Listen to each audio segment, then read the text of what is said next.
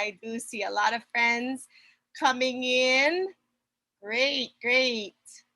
And, I'm gonna, while we're getting all set up here, yes, you're in the right place. We're here for Hawaiian History Month as we're celebrating week 2 of Hawaiian History Month. It's really exciting and love connecting with so many great people and hearing so many great mo'olelo. I think that's what I love about Hawaiian History Month is retelling and telling our story from all these different perspectives. So I'm excited for tonight and for this special presentation. We kicked it all off with celebrating our queen's birthday. So I'm gonna go check right now on our Facebook page just to see if we're there. And if we are, I'm gonna start to, yes, I see we're live on Facebook. Great.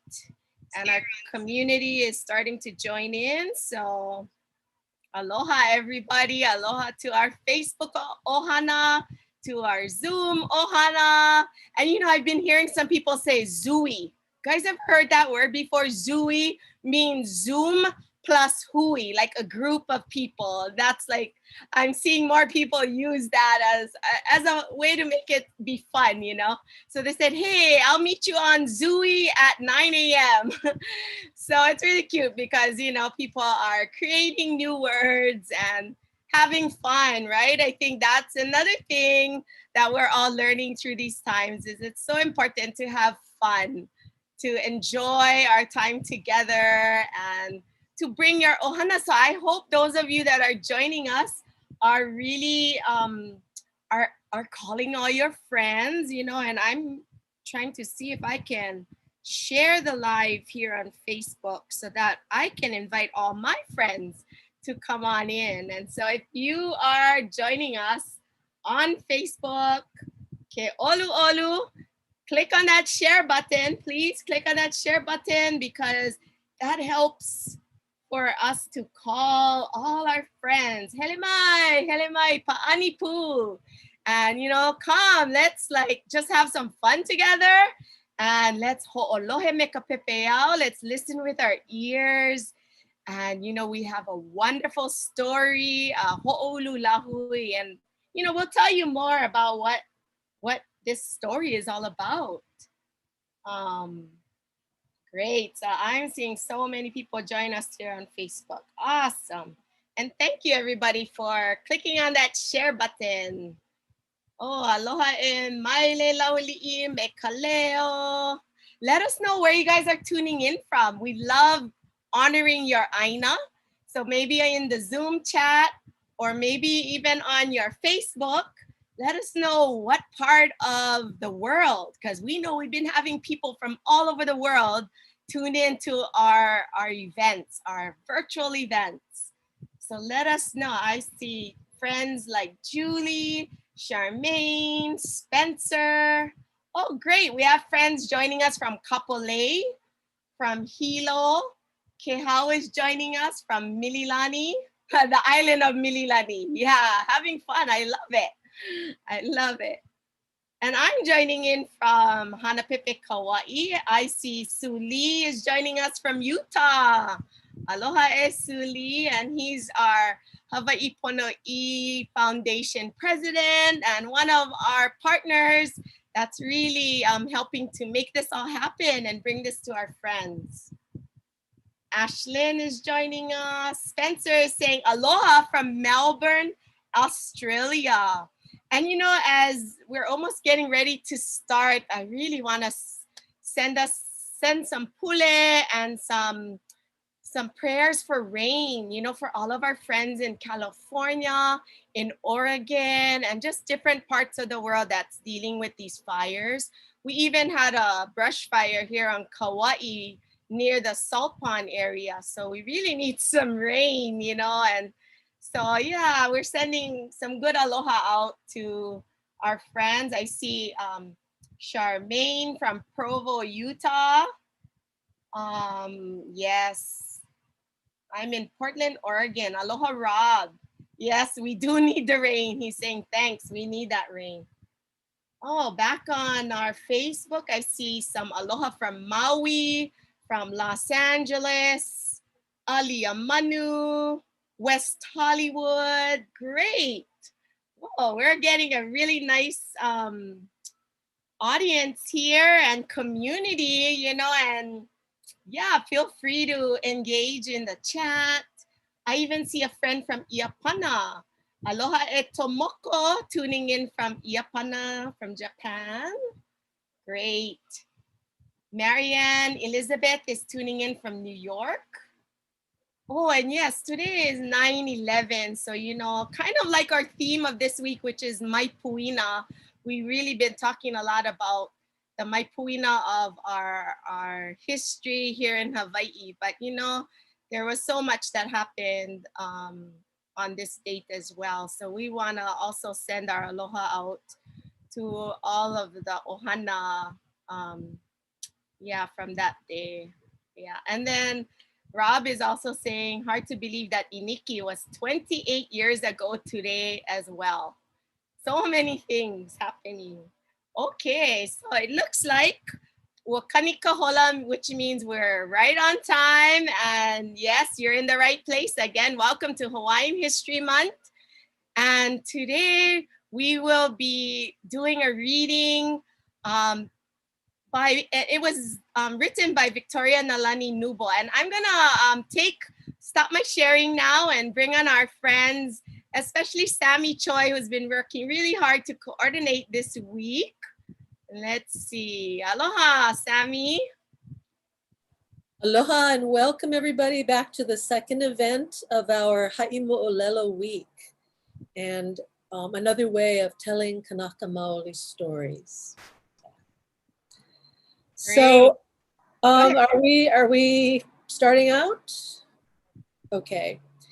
So almost all children will at one time or another say, read me a story. And truly, we never really grow out of that. Storytelling can be our entertainment, our instruction, and sometimes our comfort. Audiobook sales are booming nowadays as adults rediscover the pleasure of someone reading to them. So this evening we offer you Ho'oulu Lāhui, a broadcast that combines not just reading aloud, but the dramatic interpretation of the story by an experienced performer. Now first, the story's writer. Victoria Nalani Kneubuhl is a well-known Hawaii playwright and author. She holds a master's degree in theater from UH Manoa.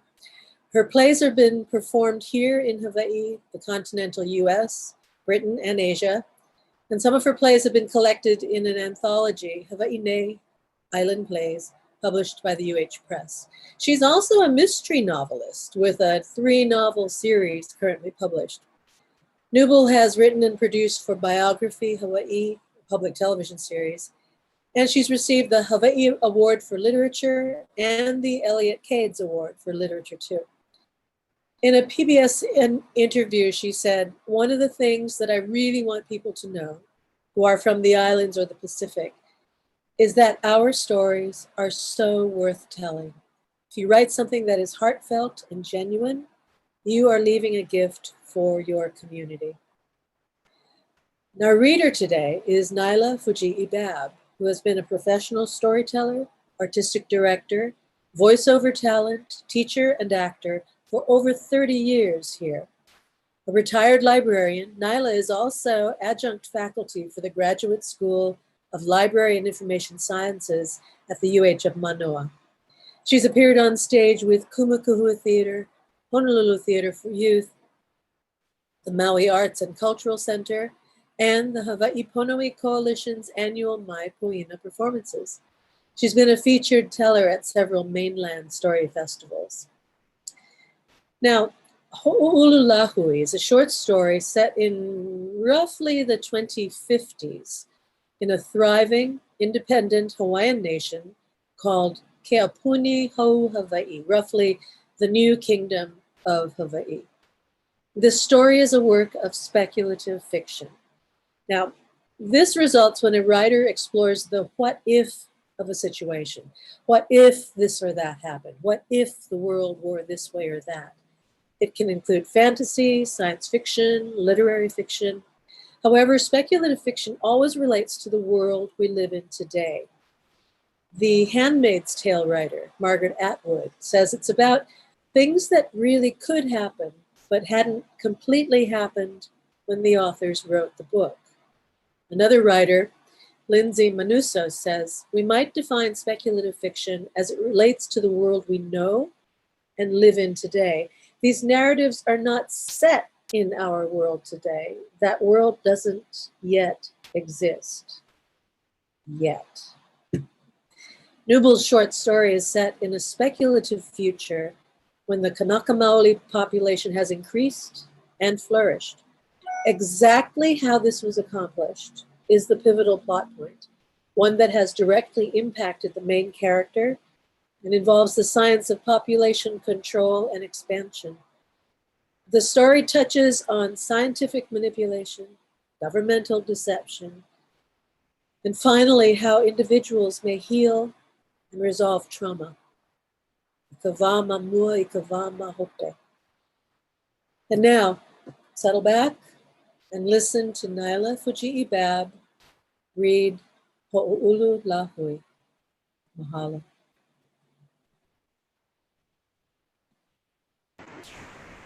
Aloha no.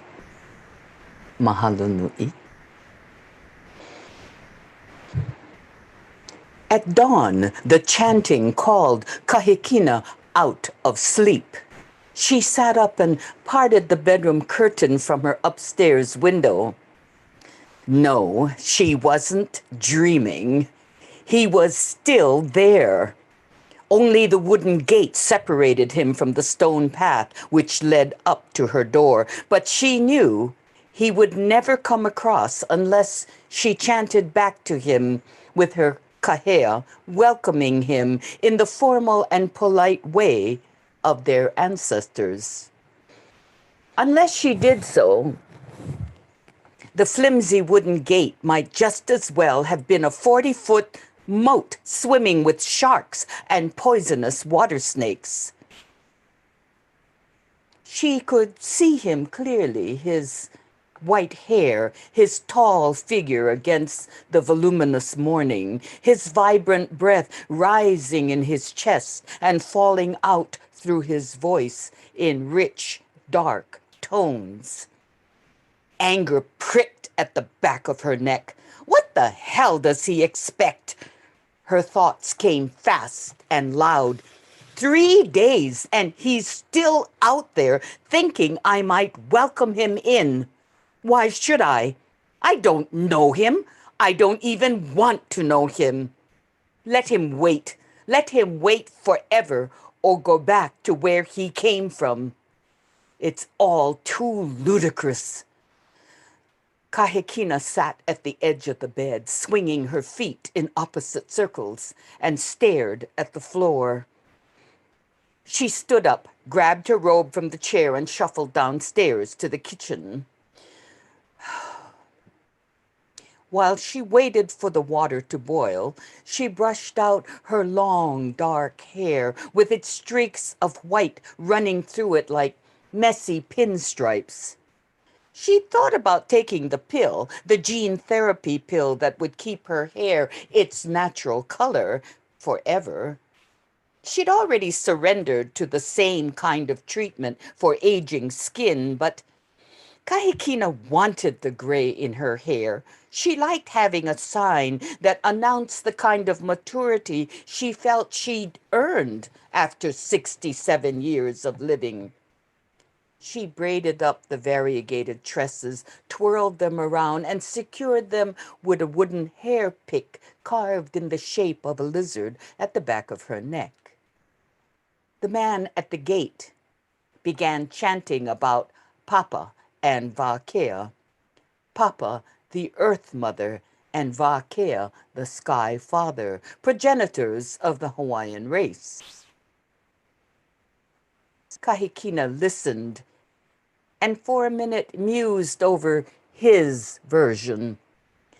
I guess he never heard the old story, the way it was told before the Ministry of Hawaiian Culture shaped oral history, Kanaka Nouveau, grandmother used to call the proud new bureaucrats.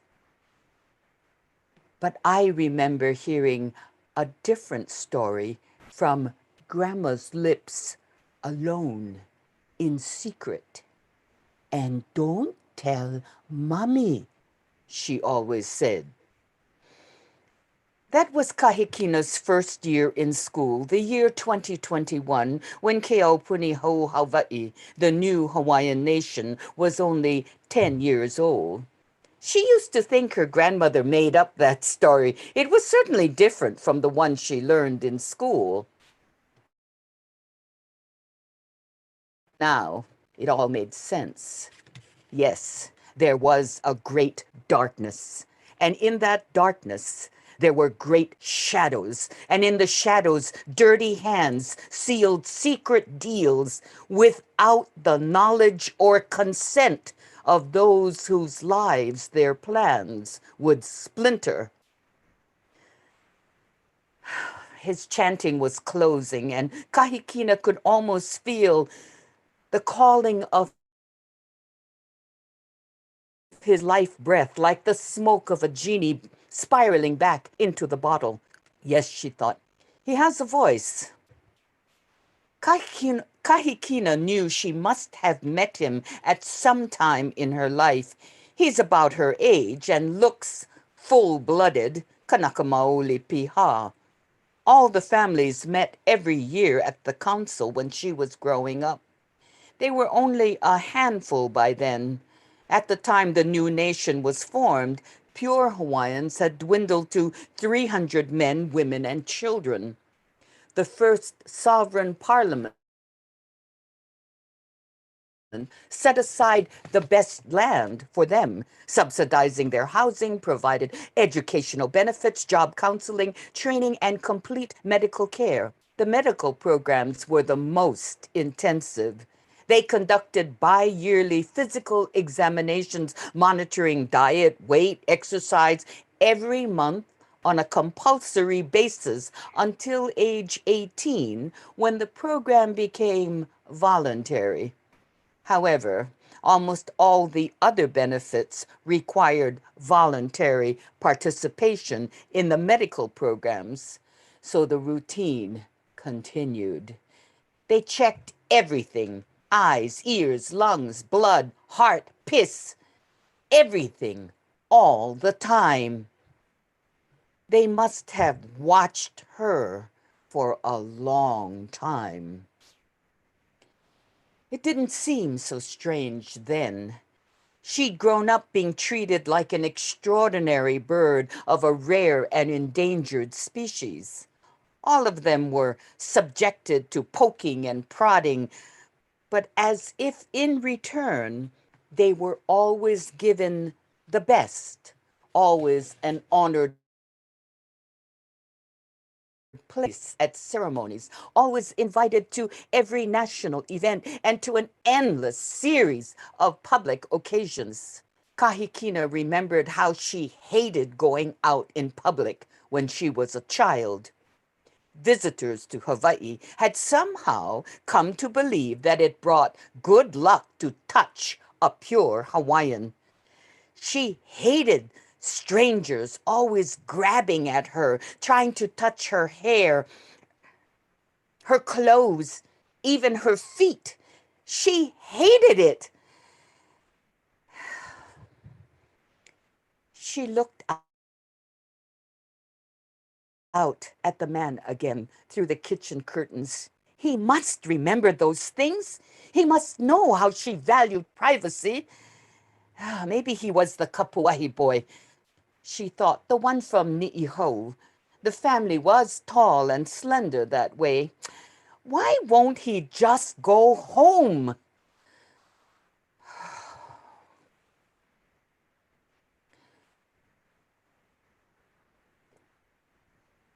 Alika arrived when Kahikina finished her first cup of tea. She heard his bicycle on the back gravel path. When Kahikina's husband died a few years ago, she closed off the driveways with pass gates, strung up laser fences around her 30 acres to prevent trespassing, and rarely left home.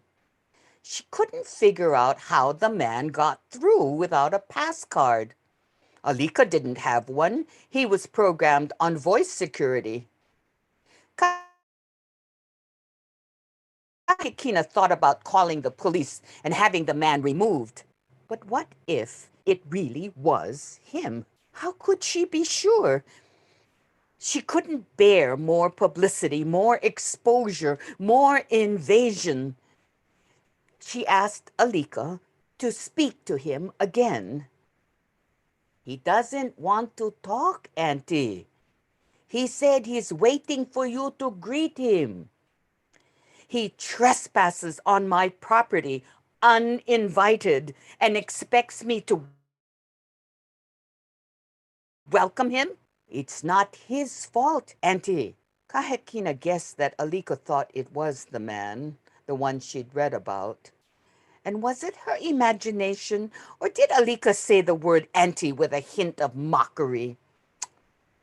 Kahikina looked at him in confusion. Alika went in the house and took the laser key card from its place in the kitchen drawer. He walked to the water data board, keyed in, ran a house water treatment analysis, and began a recycling process. All wastewater converted into water for the gardens. Water and land conservation had become the first priorities of the new Hawaiian nation, and Hawaii was a world model for other island communities. Alika went next to the lo'i. He liked these taro ponds best of all, with the heart-shaped leaves of the plants shiny and shimmery green. He put his hand in the water near an inflow valve to check the temperature of the circulating water, which needed to remain below 65 centigrade. The process of nitroevulsion extracted liquid nitrogen from the air, making an affordable cooling agent for recycled water. Streams and rivulets now flowed freely and abundantly despite the marked increase in taro production, which previously depended on naturally circulating water to maintain low temperatures. Groundwater was necessary only to make up for evaporation, and taro lo'i once more filled valleys and terraced hillsides. Taro, one of nature's most perfect foods. Taro, the older brother of Haloa, the first son of the Hawaiian race. Alika looked back toward the house. Kahikina sat on the lanai in her waka, watching him. The sun climbed through the sky, and at noontime of Akea, the world was bright. Kahikina made sandwiches and set them out on the lanai for Alika. The pitcher of water on the table dripped its transparent beads. From the kitchen, she could hear Alika come up the back stairs and leave again. Through the window, she watched him as he went around to the old man sitting under a tree. The man rested peacefully, leaning on the tree, protected from the brilliant light. Alika offered him a sandwich wrapped in a napkin. He gave him water from a cup. The tree's umbrella shade shaped them into sculptures, a dark tableau of shadows against a world of light. The old man looking up at Alika. Alika's hand held out with the cup of water, his head tilted to one side, the way it does when he's intensely interested. Kahikina turned away from the window and sat at the small table in the kitchen. Hearing Alika come back, she rose, picked up her plate of salad, and moved out to the lanai. She always ate lunch with him. She listened to his reports about the plants and the grounds, and sometimes he told her things about his life outside her world. What he did, his friends, different things. He made beautiful bowls at home in the evenings, beautiful wooden bowls that he turned and polished. Kahikina imagined that small house he lived in was illuminated by the warm colors of wood.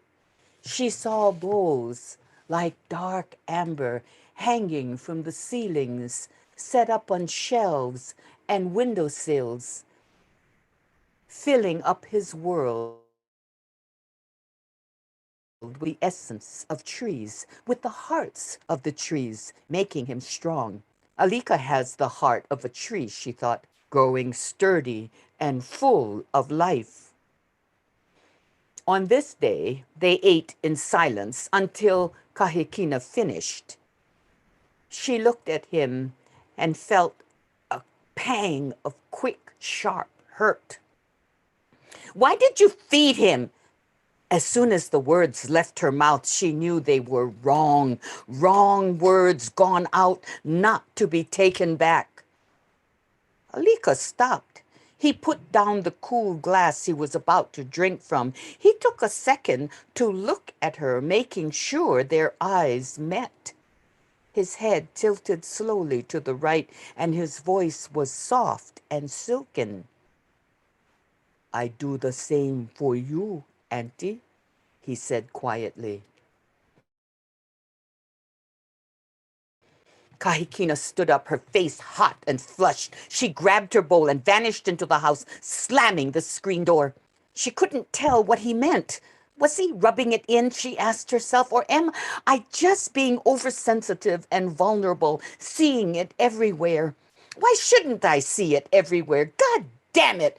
It is everywhere!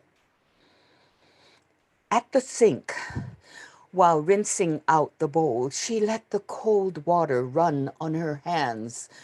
Water, running water to calm her down. After a few minutes, she moved into the cavernous living room where her quilt was stretched across a frame strewn with its pattern of breadfruit leaves.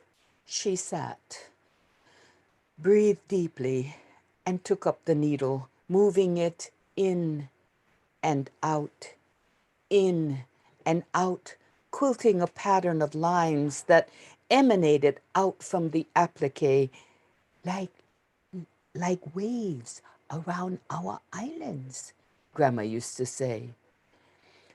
The rhythm of the stitches began to soothe her, like chanting, like the swaying ocean, like her breath coming in and going out. She saw a day long ago. She was 20 years old and at the medical clinic again. Ho'oulu Lāhui, increase the race, was the slogan of the project. It was an ancient slogan from another century, but now revived. It stood out emblazoned on a holographic wall poster. In the image, the words Ho'oulu Lāhui stretched out through a rainbow that arched over Waipio Valley. Light rain fell in the valley over fields of fertile taro, gently moving in a slight breeze. Under a black umbrella, two Hawaiian children meandered on the web of paths that separated the taro ponds. Raindrops swelled on the translucent leaves and rolled off. A dragonfly flew by. The sound of flowing water drifted from the poster's image. It mesmerized Kahikina, making her feel peaceful and good about the project.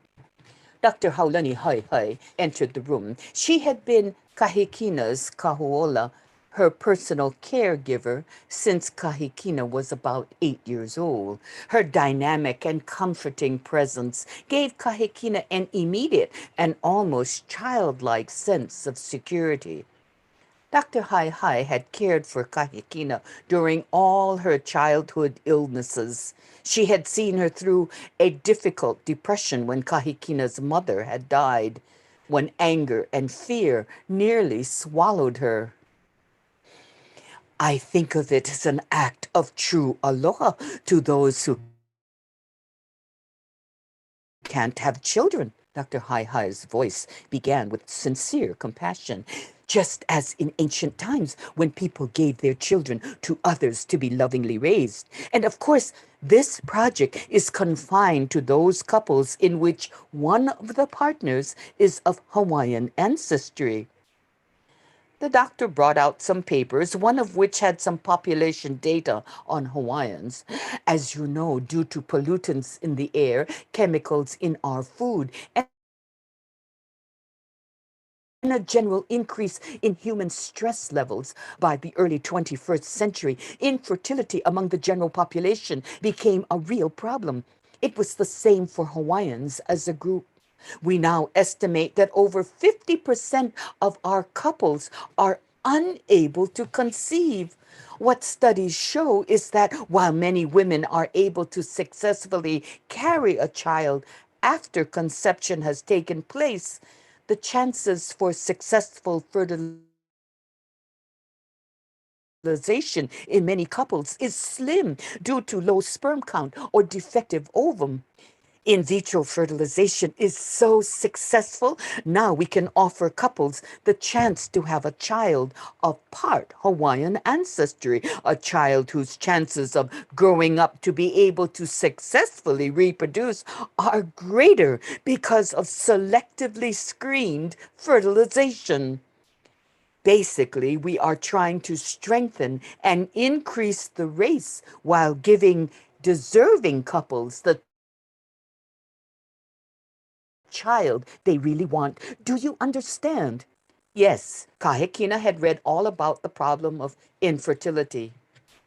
I've asked you because I know your records and I know you could make an excellent contribution. Most of the donors, as you can probably guess, are only part Hawaiian.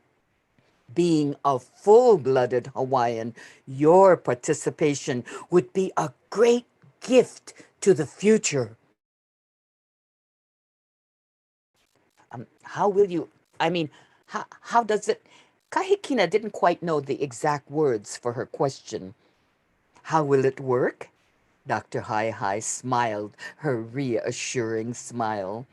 The procedure takes about 20 minutes for the women. We extract ovum from you at the right time of the month, just before the release from the ovary, which in your case will be in about 4 days. We take the specimen, make sure it is an absolutely healthy one, and then we begin the cloning and storage processes. We expect about 300 specimens from men and women. Specimens will be matched through a random selection process that assures usage of every healthy specimen on a rotation basis so that they are all used equally. But you're only giving children to people who really want them. Kahikina asked. Oh, of course, dear. A child is precious, especially one who carries our blood. Any couple requesting our help will be thoroughly evaluated. And no one will ever know who. Absolutely not. The doctor was emphatic. Nothing about this project will ever appear as part of public information. Our government has guaranteed the tightest security. We want to protect everyone's privacy. Kahikina knew the new Hawaiian nation carefully monitored the media in order, as they always said, to avoid self serving and divisive confusion perpetuated on our people by the irresponsibilities of mass communication in the late 20th century. She felt confident that everything was simple and straightforward, and so she agreed to help. She was one of only 30 pure women of childbearing age left in the world. She had half the potential for precious human life, for full blooded Hawaiian human life. At the time, she felt a kind of obligation to participate. Dr. Hai Hai knew everything about her and probably counted on her to have those feelings. But this woman she thought of as a guardian and friend had lied. Had all her nurturing kindness been just to take them both together to this one day? If so, it all worked well, and Kahekina had certainly done her part to increase the race. 4 days after her conversation with the doctor, she had submitted to the simple procedure that sealed her commitment. Kahekina stopped quilting and looked out at the healthy taro leaves sparkling and ripe in the sun. Rapid advances in genetic engineering had revitalized everything. Beautiful crops, beautiful animals, and beautiful children, too. Beautifully healthy children. How could she have ever noticed? 2 years after she had participated, she married a man in her own field of work, agricultural economics, modeled on old-fashioned home economics. They were trained to help people establish the maximum self-sufficiency in home environments. Aquaculture, productive home gardens, small-scale agriculture were all part of the home systems they designed and helped maintain. Almost too easily, she now reflected. They were offered really good government jobs in this quiet, rural setting. Because of her pure ethnicity, Kahekina's eligibility for a land grant became automatic upon request after age 21. She and her husband were nevertheless astounded at the stroke of good luck which awarded them, through commission lottery, the exquisite 30-acre parcel complete with restored plantation manager's house. In such an idyllic setting and engaging daily routine, how could she even had an inkling of what might be going on? Of course, it must have been part of the plan. The jobs, the house, the raises, and the special new projects. They were far too clever for her. They were far too clever for everyone. Their dispersal had been so meticulously planned.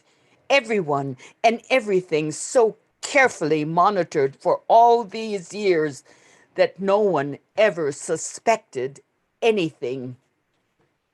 2 weeks ago, everything changed. It wasn't any expert communication saboteur that invaded the medical record to uncover the truth. It was so old-fashioned, so archaic, it was almost cliché. Dr. Hai Hai happened to have a kind of historical nostalgia, and so, like many of her professional predecessors, she kept a personal journal, a real handwritten journal in which she documented the progress of the project. In the little journal, Dr. Hai Hai had poured years of notes and her own passionate feelings about her work. It lay forgotten for a long time after the good doctor died, until one day a younger nephew came to clean and sort her belongings. That's how it all unraveled. The young man, himself a pure Hawaiian, pursued the information in the journal, relentlessly driven by the burning desire to know the names of his real biological parents. The Minister of Health had come himself to tell Kahekina before the story became public. I've ordered national security to delete your name and address from any and all public files. I've changed your communication numbers and covered any possible traces which could lead strangers to you. The government is willing to provide permanent security for you for the rest of your life. But now, after what's happened, we can't guarantee complete anonymity. Can't or won't. You don't seem to have any trouble controlling other information. Kahikina wouldn't look at him. It just happened too fast. He gave out the information as if it had been approved. It's just too late. The minister paused and cleared his throat. At any rate, the sovereign parliament in special session asked me to tell you that Keopuni Ho Hawaii, if you would consent, would like to honor you. We would, if you agree, in a religious ceremony of the most elaborate and ancient formality, invest in you all the power of the highest, I mean the highest ali'i. We could even establish certain kapu for you to make your life more private. We would create a special name for you, and the nation would hold you always in greatest esteem. Kahekina continued to stare out the window. You see, the minister was doing his best to sound concerned and sincere. The nation needs figures of substantial proportion, figures which to some way echo the grandeur of the great past. Like an invented queen mother. He ignored her remark.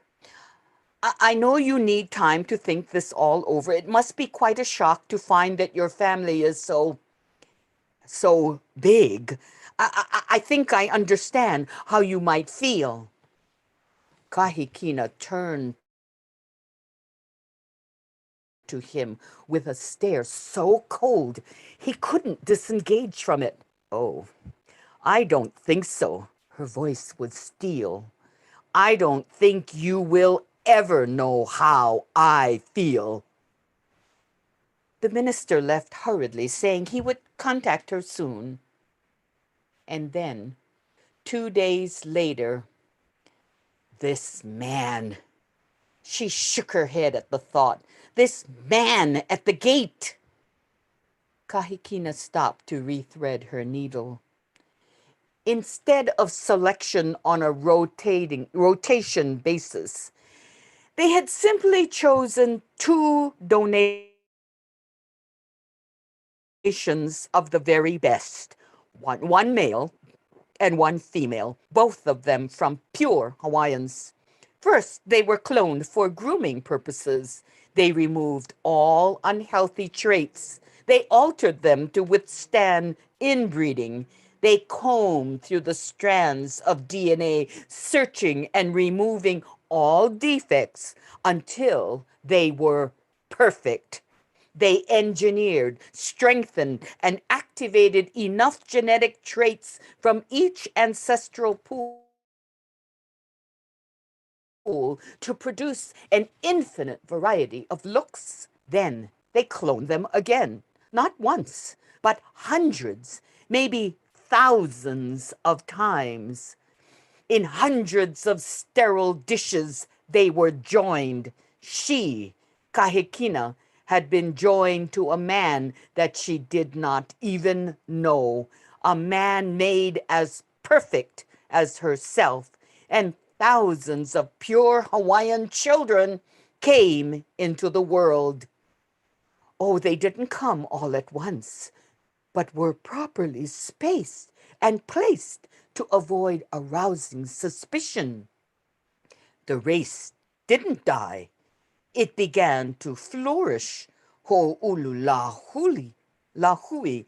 How ironic, thought Kahekina, that my husband could children and didn't want to use the available alternative.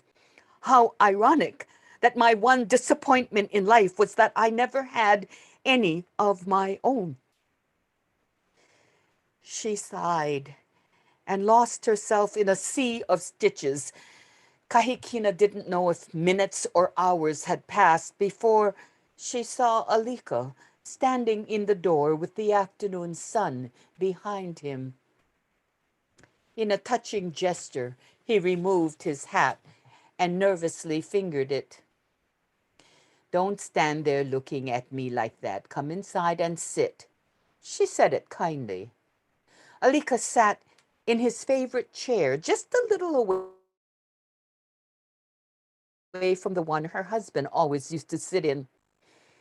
"Well," Kahikina kept her eyes on her quilting, "you want me to welcome him, don't you? It's not like he did anything to you." "I never said he did." She paused. "But do the words violated, deceived, used, do those words mean anything to you, Alika?" She hadn't intended to be close to tears. "I'm sorry, Auntie. It's none of my business. I didn't mean to intrude on your privacy." He rose to leave, but turned at the doorway. "He's just a simple man, Auntie. Mahi'ai, dirt farmer like me. He says he doesn't know what to do, where to go. I'm sorry. I just feel... I'm sorry." Alika left the house quietly. "Don't tell Mommy," Grandma whispered. "Vakea was the Sky Father, and his wife Papa was the Earth. They were man and wife. Together they had a beautiful daughter, Ho'ohokulani. In time, Vakea developed a great desire for his daughter, but he was afraid of Papa's anger. Vakea went to his kahuna and asked him for help. The kahuna created the kapu, all the laws which included nights when it was forbidden for man and wife to sleep together. He told Vakea to go and tell Papa about these laws and to say they were declared by the gods. So, on the forbidden nights, Vakea slept away to sleep with Ho'ohokulani. She had children with her father. First she bore a taro. Next she bore a man who was named Haloa, and from this man came the Hawaiian race. Papa found out about the deception and spat in Vakea's face. People today don't like this story. They don't like that it tells how our people came from a lie to deceive women. But this is the story our ancestors told, my pua.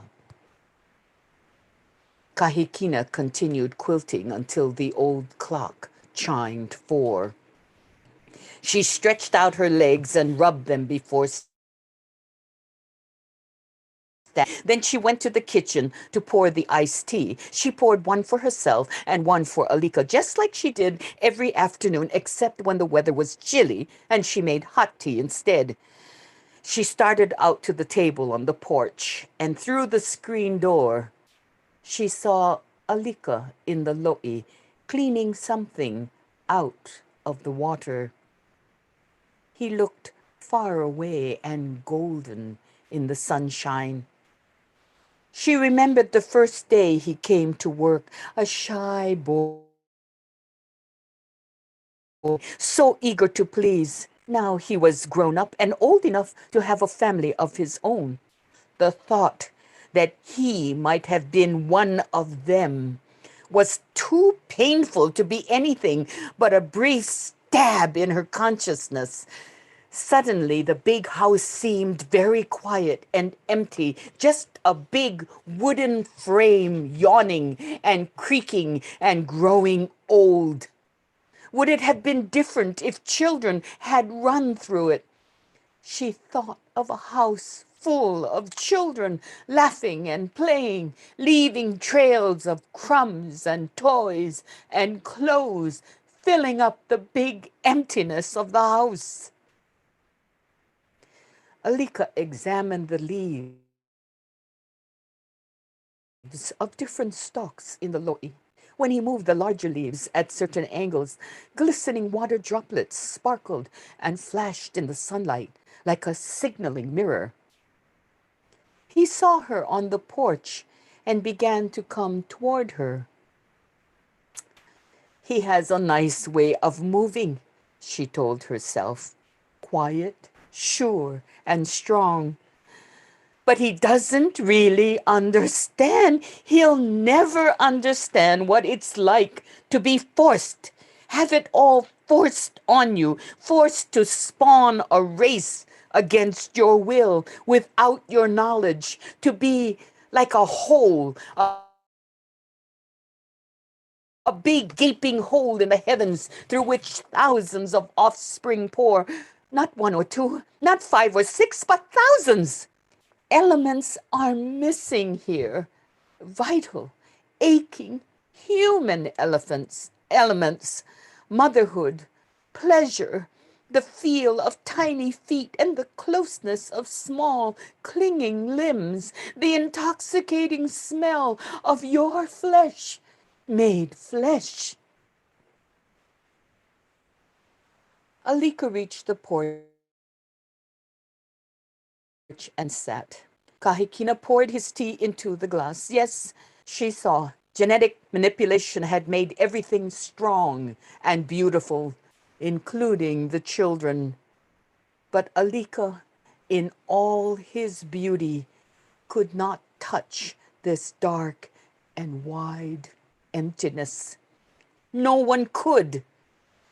She sank into the white rattan porch chair, watching the luminous sun in its declination. Far away, she heard birds singing. Their songs were faint, but present somewhere on the periphery of her thoughts. Then another sound began to rise quietly, slowly and gradually, like water, like punavai, spring water, seeping up from the deep ground. His voice, the voice of the waiting man ascending through the lines of space, washed over her, crumbling gently in waves. His kahea, calling out to be answered, calling out for recognition, flooding in the empty space and vibrating darkness. Kahikina slowly turned her face toward the sound. She rose to her feet and moved straight through the house, the fire sky behind her and fixed in her mind, warming every visible thing. Throwing open the front door, she faced the east, and her voice returned to the tall figure at the gate, making for him a deep and resonant chant of welcome.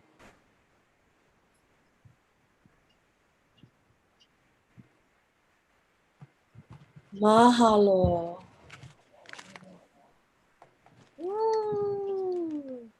Mahalo. Mahalo Nyla, mahalo Vicky for Victoria Nalani Kneubuhl for writing this short story. Vicky is known mostly for her plays and her novels, but this short story I think is a gem. Yeah. Wonderful. So this is our second event of Ha'imo'olelo. We have one more tomorrow afternoon at 4 p.m. Dr. Pua Warren from the University of Hawaii at Manoa will be moderating a panel about the playwrights, the ones who write the stories. the Haku Hanakeaka. So we have Victoria Nalani Kneubuhl will be there, as well as Dr. Haile Opua Baker, both of them well-known playwrights, both of them Hawaiian playwrights. I hope you'll join us. That's 4 p.m. tomorrow. That will be the last of our second week of Hawaiian History Month. There are 3 more to go. Stay with us. The schedule's the same every week: Wednesday morning at 9, Friday at 6 p.m., and then Saturday at 4. Mahalo nui. Thank you so much to Nyla for an amazing story, and to Vicky. I really need to go back and watch and listen again. Sammy, a quick question. If anyone wanted to access the written version, where can they find that? I will put that on the Hawaii Pono'i Coalition website. Okay. And I'll post it on the Facebook page too, so that anybody can go and read it. Great, great. And actually, I wanted to maybe ask Nyla a quick question. If you have anything else coming up, or where can people find you as a storyteller? Can you hear?